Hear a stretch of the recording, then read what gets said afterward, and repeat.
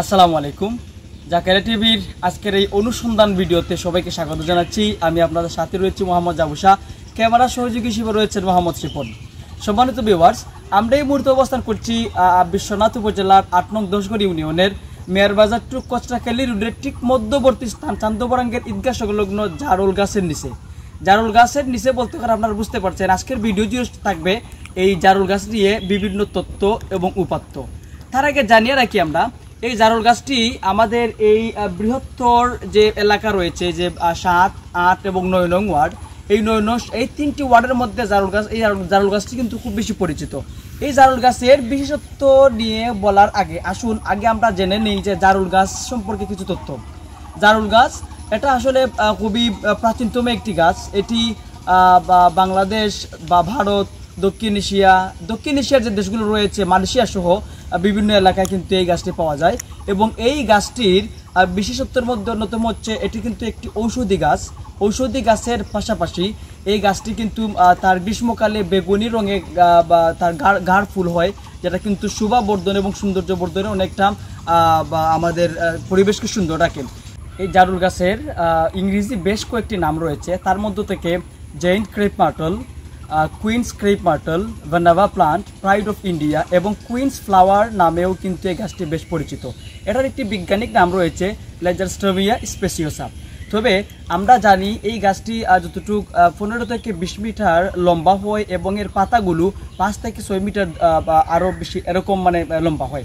তবে এই গাছটি আমাদের বাংলাদেশের সব জায়গায় কিন্তু এগুলা কিন্তু আপনার রোপণ হয় না।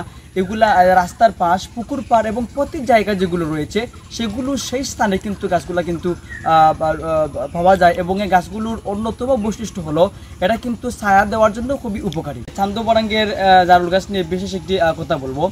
এখানে আমাদের এই যে বৃহত্তর এলাকা যে রয়েছে, যে এখানে চান্দবরাং, রাইকেলি, লোহরি, বাইশগড়, হুপিরপাড়, তারপর শ্রীরামিশি, বল্লভপুর সহ এই বৃহত্তর এলাকার এই মানুষগুলা কিন্তু জারুল গাছকে তারা কিন্তু সবাই এক নামে চিনেন যে চান্দবরাঙ্গের এই জায়গায় একটা জারুল গাছ রয়েছে। এটা কিন্তু আসলে খুবই অতি পরিচিত।